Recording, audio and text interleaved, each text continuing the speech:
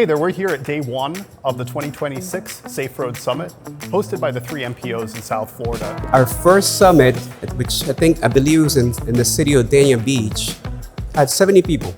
Of course, now this year, I don't know how many we have. I think like 500 people. Yeah, over 500 attendees. Every year, I walk away with something new that I never would have learned if I didn't come to these sessions. And then I try and bring what I learned back to my city in whatever capacity possible. Why has safety become such a central issue in transportation? Well, and I think there's more awareness of people that have been injured or even killed on our streets. People are sharing more information on social media.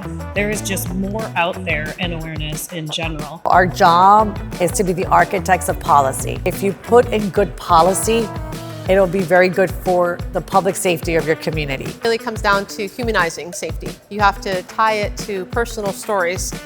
It's people's lives we're talking about. We no longer are building massive highways right through a town center or an urban core area. The right road for the right place. As we're looking at long-range planning and capital investment planning, we were just using simple spreadsheets to enter that data and try and guesstimate what is the best decision for our community. And so now with AI and the ability to just input all this data and instantly see the results and then have teams just evaluate it, and your team is the best, right? Because they know this in and out. We can actually have real impact, Greg. I think that's what the Safe Road Summit is all about, is being able to bring practitioners into the room, hear what they have to say, but then also hear from some of our policy leaders as well.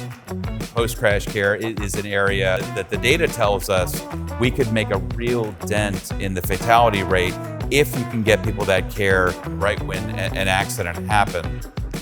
When everybody looks at what the industry is developing, they hear about it, says, well, AI this and AI that. I'm a little more reserved about it because the work that needs to go into that, just like people's behavior is going to change, because if they think the car is safe, they may behave in a certain way. How do we get to a point where the AI that everybody wants to speak about, or they think they're talking about, is super intelligence, ASI? What's our biggest problem in road safety? We don't even realize we might have an infrastructure problem. Anytime someone does something that we don't like, don't just blame them and tell them to do better. Like, think about why they're doing it. A lot of times we think about transportation from our personal perspective. I just want to drive to the store. I need to go, do these errands. And we don't often think about all of the members of our community and how for some of them, driving a personal vehicle is not an option. Because so much of the media coverage around automatic enforcement is about how many tickets are issued to drivers. It's just penalizing drivers. It's a burden on drivers. And unfortunately, there's not so much of a narrative around the safety benefits and advantages of automatic enforcement. And if you can demonstrate that it's now safer for your kids near their school, that's a great story. Yeah. It changes the narrative. Elected officials read the paper. I think that's actually how you build support and really change the perception of this, what I genuinely think is a life-saving technology.